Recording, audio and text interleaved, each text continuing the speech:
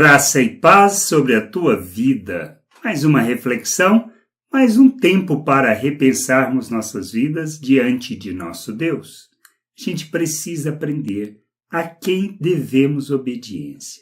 Nós precisamos compreender se devemos sujeitar a nossa vontade, nosso querer, ao interesse de pessoas, de instituições organizadas, ou se a nossa obediência está na plena obediência à vontade de Deus. Lá em Atos 5, 28 e 29, temos a seguinte situação. Isto Sinédrio falando para Pedro e João, dizendo, expressamente vos ordenamos que não ensinasseis nesse nome, ou seja, no nome de Jesus. Contudo, encheste Jerusalém de vossa doutrina e quereis lançar sobre nós o sangue desse homem. Então Pedro e os demais apóstolos afirmaram, antes, importa obedecer a Deus do que aos homens. O que nós precisamos entender? O que precisamos compreender das nossas vidas? Nós somos filhos de Deus. Fomos comprados, resgatados do pecado, pelo preço que Cristo pagou na cruz em nosso favor. Seu sacrifício, sua oferta, foi para que nós pudéssemos conhecer o Pai, sermos reconciliados com o Pai. E assim a gente possa crescer, amadurecer e compreender a vontade de Deus, sermos instrumento da sua justiça, expressão da sua graça neste mundo. Ele nos fez filhos à imagem do Filho, deu-nos a mente de Cristo, nos conduz na sua vontade, ensina-nos sobre a sua vontade. A gente precisa aprender sobre isso, entender que temos uma jornada não para sermos o que Deus planejou, mas por sermos o que Deus planejou e a sua obra que Ele realizou, nós possamos amadurecer, expressar Cristo ao mundo, revelar Cristo, fazendo a vontade do Pai, a obediência à vontade do Pai. Por isso, o que os apóstolos disseram nessa situação é uma verdade.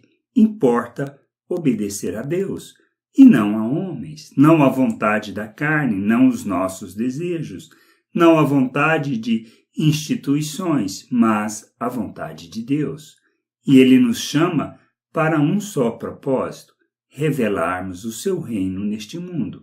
Precisamos entender que se trata de expressarmos e revelarmos o reino de Deus em tudo que fizermos, em toda a nossa vida, em tudo aquilo que praticamos.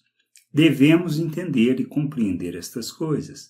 Por isso precisamos fazer tudo com empenho, com zelo, com graça, revelando misericórdia, revelando graça, revelando o amor, revelando a paciência, a longanimidade, sendo manso diante das situações, sabendo que Deus está no controle.